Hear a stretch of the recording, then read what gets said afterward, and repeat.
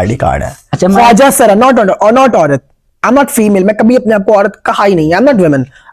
मैं वुमेन्स की स्पेसिस पे जाती हूँ, लेकिन हम बात करें आईडी कार्ड, जेंडर क्या है आपका उसके ऊपर। हर इंसान के ख्वाब होते हैं, किसी का डॉक्टर बनना, किसी का उस्ताद बनना, लेकिन कुछ लोग ऐसे होते हैं जिनको अपने ख्वाब देखने के लिए पहले अपनी पहचान मनवानी पड़ती है। तो मेरे साथ मौजूद हैं बहाउद्दीन ज़करिया यूनिवर्सिटी मुल्तान की एक ऐसी ट्रांसजेंडर स्टूडेंट जिनकी ना ही सिर्फ जज्बा हिम्मत एक आम इंसान से बहुत ज्यादा है। तो सबसे पहले उसकी जर्नी के बारे में जानेंगे, बहुत ही इंटरेस्टिंग स्टोरी है। तो चलें शुरू करते हैं।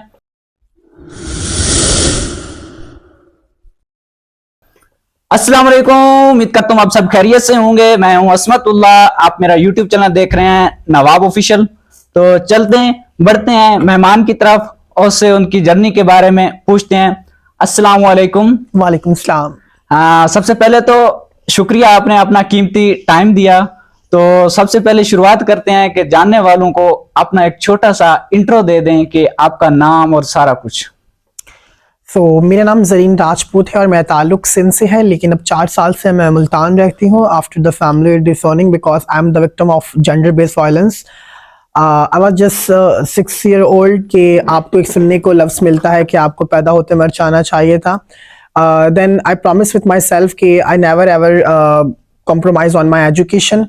ये मेरा एक एम शुरू से रहा और अभी समझती हूँ कि शायद मैं सही थी और उन लोगों को छोड़कर मैं अपनी एजुकेशन की तरफ आई, वो मेरे लिए ज़्यादा बेहतर था। साथ ही साथ मेरा डेवलपमेंट सेक्टर में एक अच्छा नाम है। मैं पिछले 3 साल से डेवलपमेंट सेक्टर, जिसे एनजीओ सेक्टर कहा जाता है, मैं वहाँ हूँ और मेरा अपना एक इदारा चल रहा है ट्रांस यूथ वॉइसेस का। पिछले 1 साल पहले हमने एक इदारा इनिशिएटिव लिया था कि हम ट्रांसजेंडर यूथ को आगे लेकर आएँ, बिकॉज लोगों की नज़र में होता है कि एक ट्रांसजेंडर वही होता है जिसके सामने 10 किलो का मेकअप किया होता है, उनकी इमेज पोर्ट्रे हो रहा होता है। बट हमने वो सारा कॉन्सेप्ट चेंज किया है थ्रू स्टोरी टेलिंग, और हम डिफरेंट तरह के इनिशिएटिव लेते रहते हैं ट्रांस यूथ वॉइसेस ऑर्गेनाइजेशन में। So that's it my intro. अच्छा, थैंक यू। अगर मैं आपसे आपके बारे में पूछना चाहूँ कि जिस तरह बचपन होता है, तो बचपन में आपने ये तालीम के बहुत सारे हैडल्स आए होंगे, तो कोई आपको याद हो आपकी बचपन की तालीम में जब आपको ये मालूम नहीं था कि मैं ट्रांसजेंडर हूँ या ये हूँ, उससे कोई आपको कोई इस तरह का कोई हैडल फेस करने को आया हो? अगर आप बताना चाहें तो, अगर आपको कोई चीज़ अच्छी ना लगे तो आप स्किप भी कर सकते हैं। बचपन मैं समझती हूँ थोड़ा जल्दबाजी में गुजरा। बचपन किसे पसंद नहीं होता, मैं हर जगह की बात करती हूँ। आई लव माई चाइल्डहुड और मुझे अपना बचपन बहुत ज़्यादा पसंद था। बट मेरे लिए वो चीज़ें उतनी आसान नहीं थी। मतलब एक तो आप पे एक प्रेशर होता है जब आप माँ बाप की सबसे बड़ी औलाद होती हो, तो जिस भी रूप में हो आप। और उसके बाद मैं समझती हूँ कि बचपन में ज़्यादा मतलब प्रेशराइज तो माँ बाप ने कभी नहीं किया, बिकॉज दे नो बेटर कि मैं क्या हूँ और उनको किस तरह से ट्रीट करना है मुझे। मेरा बेशक एक गलत बॉडी में मेरी एक पैदाइश हुई थी, बट मैंने उसे चेंज किया। लेकिन हर्डल्स ये होती थी कि मैं कभी भी उन चीज़ों को बोल्डली नहीं कर सकती थी कि मैं मेन स्ट्रीम पर आके वो चीज़ें कर सकूं। अगर आप एक एजुकेशन की तरफ जा रहे हो या अगर आपको एक लिपस्टिक लगाना पसंद है 4 भाइयों में रह के, तो आप पे एक टॉन्ट कसा जाता है। और मैं समझती हूँ पेरेंट्स की तरफ से बचपन में बिल्कुल नहीं था, एंड बाद में सोसाइटी की तरफ से प्रेशराइज होकर उन्होंने मुझे इस तरह किया।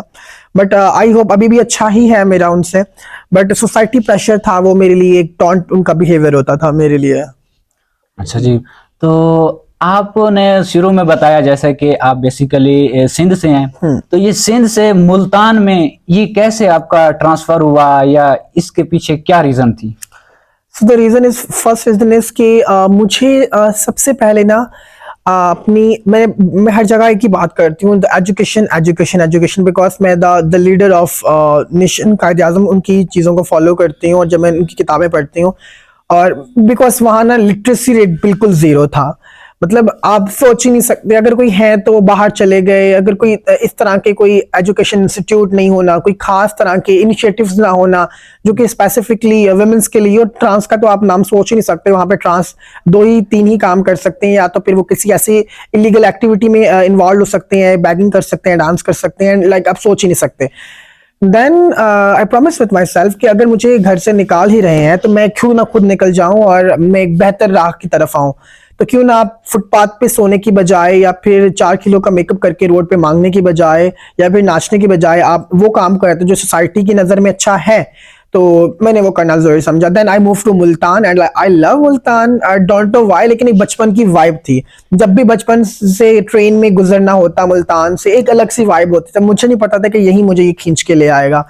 एंड लाइक और इस बात से भी कि क्योंकि मुल्तान एक स्पिरिचुअल स्पेस है, मतलब औलिया किराम के यहाँ बहुत से मज़ारात हैं, मैं अंदर से बहुत स्पिरिचुअल हूँ और मुझे इसलिए मुल्तान पसंद है।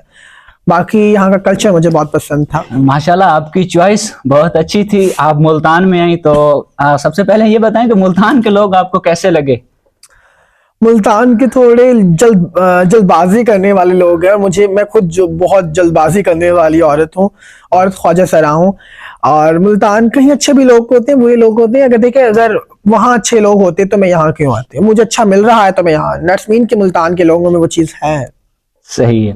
अच्छा, अगर आप बात करें कि आपने देखा कि आपकी जो कम्युनिटी के लोग हैं, वो हमारे जो मुआशरा है, जो हमारे लोग हैं, उनके जहन में कुछ और ही जाता है कि इनकी फील्ड यही है। तो आपके अंदर ये चेंज किस पॉइंट पे आया कि आपने बोला कि इस फील्ड में मैंने नहीं जाना, कि मैंने भी इस तरफ जाना है कि जहां से मुझे भी फायदा और अपनी कम्युनिटी को साफ ज़ाहिर है आप ऐसी फील्ड में आई है कि आपने अपनी कम्युनिटी को गाइड करना है। ये आपके मॉडल कौन था कि आपने सोचा कि मैंने इस फील्ड की तरफ जाना है? मुझे ना, मैं एक बात करूंगी, मुझे बचपन से ना डांस करने का बहुत ज्यादा शौक था।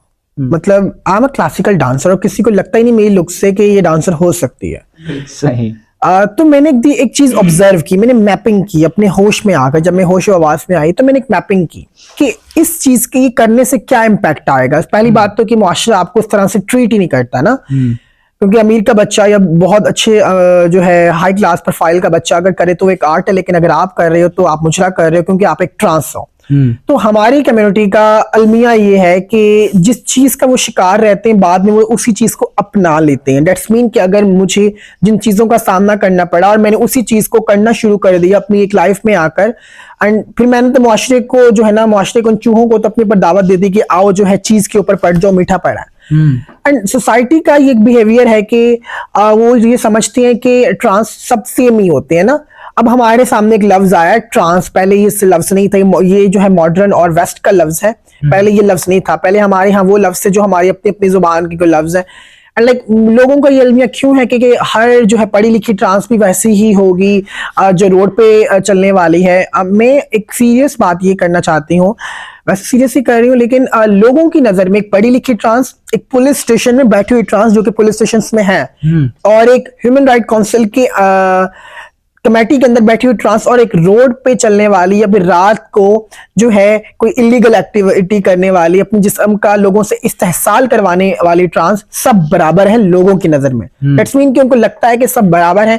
आई डोंट नो, उनका मसला है। मैंने कभी नहीं कहा कि सारे मर्द नामर्द हैं या फिर सारी औरतें बांझ हैं।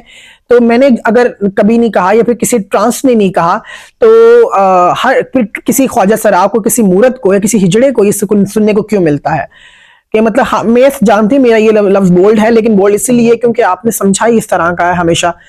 मैं जानती हूँ मेरी कम्युनिटी में बहुत सारी गलतियां हैं जो जिसे हम अब सुधार रहे हैं, लेकिन लोगों की नजर में ऐसा क्यों, मुझे अब तक समझ नहीं आती। हाँ, चलें अगला क्वेश्चन की तरफ बढ़ते हैं। तो मैं ये जानना चाहूंगा कि ये जो ट्रांसजेंडर हैं, इनका जो आईडी कार्ड होता है, उसके पीछे आप क्या बताना चाहेंगे? वो लोग जानना चाहते हैं कि आईडी कार्ड के ऊपर उनका जो लिखा जाता है जिन्स, वो क्या होती है, उसके बारे में आप बताएं। इसका मैं बहुत क्लियरली जवाब दूंगी। It's a very interesting question है लो, बिकॉज पीपल को लगता है कि तो हाँ, ये बहुत एक रेयर क्वेश्चन है, और मैं समझती हूँ आपने शायद ये दूसरी बार मुझसे किसी इंटरव्यू में बात हो रही है। आई am the only transgender person from south Punjab जिसके यूथ जिसका ख्वाजा सरा औरत वाला आईडी कार्ड है। औरत वाला आईडी कार्ड है। अच्छा, ख्वाजा सरा, नॉट औरत। आई एम नॉट फीमेल, मैं कभी अपने आप को औरत कहा ही नहीं। आई एम नॉट वुमेन, मैं वुमेन्स के स्पेसिस पे जाती हूँ, लेकिन हम बात करें आईडी कार्ड, जेंडर क्या आपका उसके ऊपर जी। उस पे जब मैंने उर्दू में मेरा पहला आईडी कार्ड बना था, तो मेरी जिद थी कि मेरा जेंडर ही आए, मुझे ना औरत लिखा जाए ना मर्द लिखा जाए। उन्होंने मुझे औरत लिख दिया। मुझे औरत नाम से बड़ी चिढ़ थी कि क्यों लिखा है, मैं हूं ही नहीं।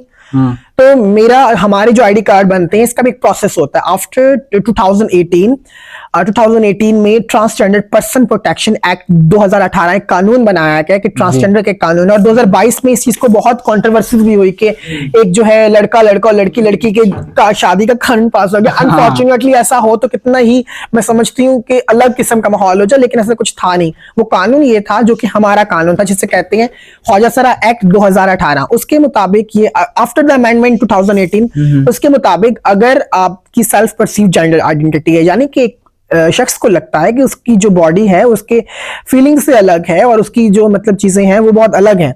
हाँ, अगर वो अपने आप को ट्रांसजेंडर फील करता है और वो है भी, तो वो अपने आप को ट्रांसजेंडर जाके लिखवा सकते हैं, औरत फिर भी नहीं लिखवा सकता।